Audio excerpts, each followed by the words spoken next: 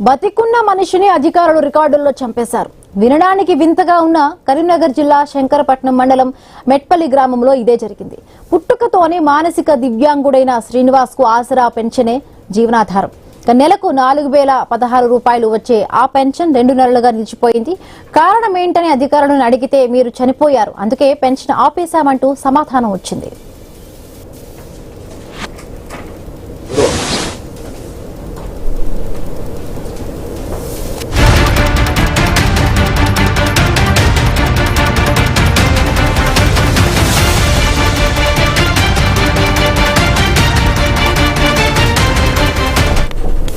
అధికారుల రికార్డుల్లో చనిపోయిన శ్రీనివాస్ ప్రస్తుతం అదే అధికారుల ముందే తాను బతికే ఉన్నారంటూ నిరూపించుకోవాల్సిన పరిస్థితి. లైవ్ వెరిఫికేషన్ లో పొరపాటు జరిగిందా లేక అధికారుల నిర్లక్ష్యమా అన్నది పక్కన పెడితే ఆ తప్పిదం కారణంగా పెన్షన్ కోల్పోయి ఇబ్బందులు పడుతున్నారన్నది మాత్రం ఆ దివ్యాంగుడు. తన ఉనికిని రికార్డులో ప్రశ్నార్థకం చేసిన అధికారుల తీరుతో శ్రీనివాస్ ఆవేదన వ్యక్తం చేస్తున్నాడు. విషయం తమ దృష్టికి వచ్చిందని త్వరలోనే సమస్యను పరిష్కరిస్తామంటూ కూడా అధికారులు చెబుతున్నారు. మరి బతికున్న వ్యక్తిని రికార్డుల్లో చనిపోయినట్టుగా చూపించిన తప్పిదానికి బాధ్యులెవరు? శ్రీనివాస్ పెన్షన్ ఎప్పుడు పునరుద్ధరిస్తారు ఇప్పుడు అన్నదే ప్రశ్న. నా పేరు తోట శ్రీనివాసు. నేను ఒక సామాన్య వికలాంగుడిని. అది గత 3 నెలలుగా పెంచిని పోయిందని గ్రామ పంచాయతీల చుట్టూ, మండల ఆఫీసుల చుట్టూ, డిఆర్డిఓ ఆఫీసుల చుట్టూ తిరగగా నాది పింఛని ఎట్లా పోయిందని అడిగితే కంప్యూటర్ మిస్టేక్ లాగిన్తోనే అయిందని పోయిందని కార్యదర్శి, పంచాయతీ కార్యదర్శి సందుపట్ల ప్రసన్న గారు, టైపిస్ట్ రమేష్ గారు, రాఘవేందర్ రెడ్డి సార్ గారు, ఎంపీడీఓ వనిత గారిని ప్రశ్నించగా విషయం తెలుసుకుంటాం, దీనికి రీజన్ ఇలాంటి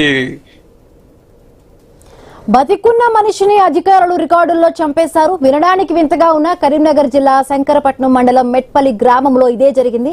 పుట్టుకతోనే మానసిక దివ్యాంగుడైన శ్రీనివాస్ కు ఆసరా ఈ పెన్షన్ జీవనాధారం. బట్ అధికారులు ఆయన పెన్షన్ ను కట్ చేశారు. 2 నెలలుగా కూడా ఆయన పెన్షన్ నిలిచిపోయింది. బట్ తనకు తానే ఇప్పుడు వెళ్ళి అధికారుల ముందు నేను బతికున్నాను మహాప్రభు అంటూ కూడా కన్ఫర్మేషన్ ఇచ్చుకోవాల్సిన పరిస్థితి వచ్చింది. రైట్, మరింత పూర్తి updates Telangana bureau chief Kiran అందిస్తారు. కిరణ్. హిమబిందు, కరీంనగర్ జిల్లా శంకరపట్నం మండలం మెట్పల్లి గ్రామానికి చెందిన శ్రీనివాస్ కు ఇప్పుడు విచిత్రమైనటువంటి పరిస్థితి ఏర్పడింది. ఎందుకంటే అతను పుట్టుక నుంచి మానసిక దివ్యాంగుడు. అతనికి నెల 4116 రూపాయల పెన్షన్ వచ్చేది. ఆ పెన్షన్ తోనే అతడు బతుకు బండిని లాగుతుండేవాడు. కానీ ఇటీవల అధికారులు అతనికి షాక్ ఇచ్చారు. ఎందుకంటే పెన్షన్ నిలిపివేశారు.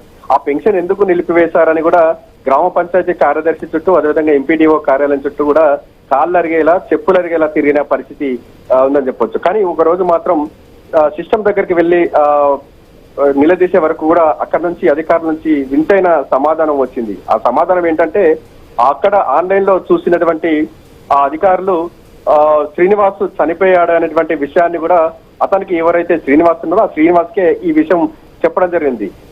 దాంతో అప్పటి నుంచి తాను బతికే ఉన్నాననేటువంటి విషయాన్ని అధికారుల వద్ద ప్రూవ్ చేసుకునేందుకు కూడా ఇప్పుడు చెప్పులరిగేలా ఆఫీసుల చుట్టూ తిరుగుతున్నటువంటి పరిస్థితి ఎదురైందని చెప్పొచ్చు. ఎందుకంటే ఒక మనిషి బతికే ఉన్నప్పటికీ కూడా రికార్డుల్లో మాత్రం అతను చనిపోయాడు అనేటువంటి విషయాన్ని సంబంధించి కూడా అతనికి చెప్పడం, ఆ తర్వాత రికార్డులో నుంచి తీసివేయడం, అతనికి పెన్షన్ నిలిపివేయడం వంటి పరిణామాలతో కూడా ఆ బాధితుడైతే అవాక్కైనటువంటి పరిస్థితులు మనం చూస్తా ఉన్నాం. ఇది కేవలం అధికారుల నిర్లక్ష్యం, అధికారుల వైఖరితోనే ఈ తతంగం మొత్తం కూడా జరిగినట్టు కూడా తెలుస్తా ఉంది.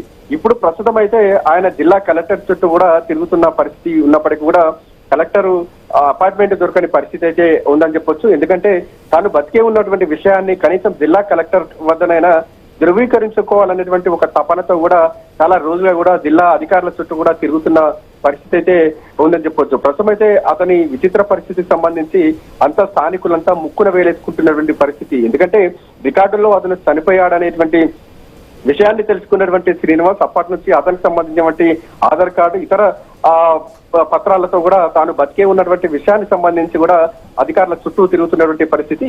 ఇప్పటికైనా తనకు పెన్షన్ ఇప్పించి, అంటే తన బతికినటువంటి విషయానికి సంబంధించి అధికారులు ధృవీకరించి తన పెన్షన్ ఇప్పించాలనేటువంటి డిమాండ్ తో పాటు తను చనిపోయినది రికార్డులో పొందుపరిచినటువంటి అధికారులపై కూడా చర్యలు తీసుకోవాలనేటువంటి డిమాండ్ ఇప్పుడు శ్రీనివాస్ వ్యక్తం చేస్తా ఉన్నారు.